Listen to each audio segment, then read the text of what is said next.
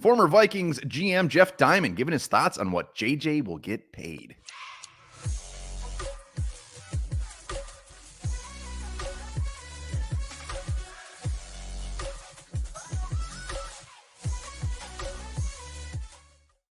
All right, welcome back to the Onebar and Lupagus show. I'm Onebar. Former Vikings GM Jeff Diamond, who was a part of some very, very good Vikings football teams, is giving his thoughts over at the 33rd team as what he thinks Jefferson will get paid, what he thinks their plan will be, and when. So we're going to dive into that. Before we do that, remember, subscribe to the channel, like the videos. We're doing some awesome giveaways.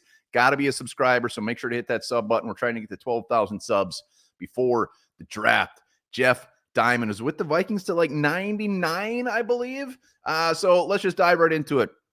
Diamond is predicting the 24-year-old superstar wide receiver will sign a 5-year contract extension worth $172.5 million. 172.5, including a $50 million signing bonus and $125 million of his contract guaranteed. He's saying their camp is aiming to make Jefferson the highest paid non-quarterback in the league when it comes to annual average value and also in guaranteed money. Nick Bosa, currently the highest paid non-quarterback, making $34 million. A contract like this would put Jefferson at $34.5 million a year. He also says he expects this to get done very soon. He expects this to be done before free agency. All right, let's break this thing down. I know there's a lot of people that do not want to re-sign Justin Jefferson. We do not want to give him extension. We just want to trade, and I get the argument. Trade him, get some assets. If we sign him to that crazy deal, we're not going to be able to do anything around him. We're going to be 5 more years of nothing, losing. Yeah, we got a great wide receiver, but we're not going anywhere.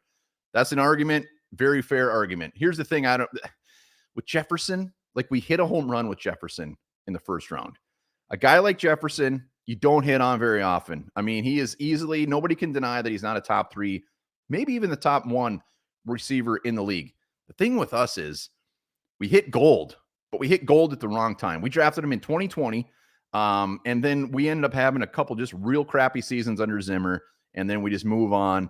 And when you hit a guy like Jefferson, ideally, you're already to the point where you're going to win some football games. You're already like one player away, and Jefferson's just the icing on the cake. We weren't there. He was definitely icing. It just wasn't on top of the cake. We weren't there ready to compete. I think we were 2 losing records in a row, I think, with him. Year 1 and year 2. Last year, wonderful. But that's the conundrum I have. It's like we're not really in a spot to win. So I get the argument where let's just spend the money elsewhere. We're not going to win with a wide receiver. But the other side of things is he's 24 years old. He's in his prime. I mean, this dude is only going to get better. You have to pay him. You have to pay him now. So when we pay him in 2 years from now, when he's not the highest paid wide receiver anymore, Jamar Chase and some other very good wide receivers are going to get paid. He's going to come back and say, look, I want some more money. Reevaluate where we are then. That would be the point where I would say, all right, maybe we actually trade him. If we're still not winning games, he's 26. Trade value is still going to be very, very high for this guy, and he wants more money, and we're not going anywhere. That's when you trade him, or that's when you actually look into it. 24 years old, not happening. No way in hell. We know a year from now, he's not going to be the highest paid non-quarterback. He won't even be the highest paid wide receiver probably at that point. Pay the man now. Worry about a trade later. Wilfs, they're clearly very smart businessmen.